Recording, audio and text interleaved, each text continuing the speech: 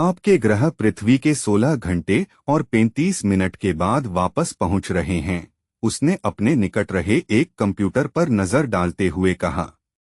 वे लोग, इसका मतलब आपके ग्रह पर टेक्नीशियन हैं?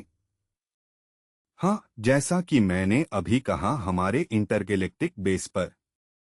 यह केंद्र निरंतर हमारे अंतरिक्ष विमान पर नजर रखता है, और यदि हम किसी संकट में पड़ जाएं, किसी तकनीकी या मानवीय कारण से, जो केवल 8% मामलों में हो सकता है, तो वे लोग हमें सुरक्षित अपने पोर्ट तक पहुंचा सकते हैं।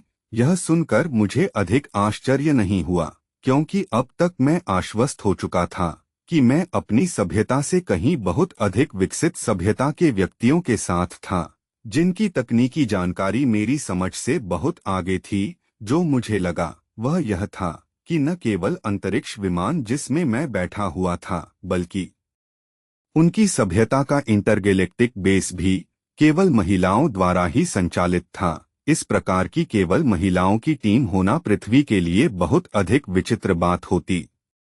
मैं सोचने लगा कि क्या सचमुच हाइओभा ग्रह पर केवल महिलाओं का ही वास था, जैसे कि वे सब अंतरिक्ष की अमेजन थीं। मुझे अपनी कल्पना पर हंसी आ गई। मुझे हमेशा से ही पुरुषों की तुलना स्त्रियों का संग अधिक रुचिकर लगता था है, इसलिए यह विचार मुझे और भी सुखद लगा। मैंने ताओ से सीधे प्रश्न किया, क्या आप ऐसे ग्रह से हैं जहां केवल महिलाएं ही निवास करती हैं? उसने मेरी तरफ बड़ी हैरानी से देखा, फिर उसका चेहरा आनंद से चमकने लगा। मुझे कुछ चिंता होने लगी। क्या मैंने कुछ मूर्खतापूर्ण बात कह दी थी? उसने मेरा कंधा पकड़ा और मुझसे अपने पीछे चलने के लिए कहा।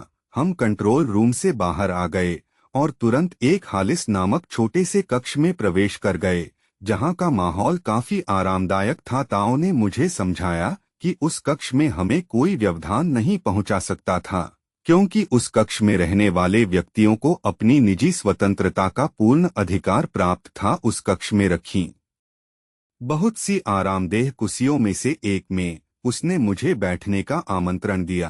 कुछ आसन पलंग जैसे थे, तो कुछ हत्थेदार आराम कुर्सियों जैसे, कुछ हैमॉक यानी झूले जैसे थे, तो कुछ ऊंचे स्टूल जैसे थे, जिनकी पीठ को ऊपर नीचे किया जा सकता था।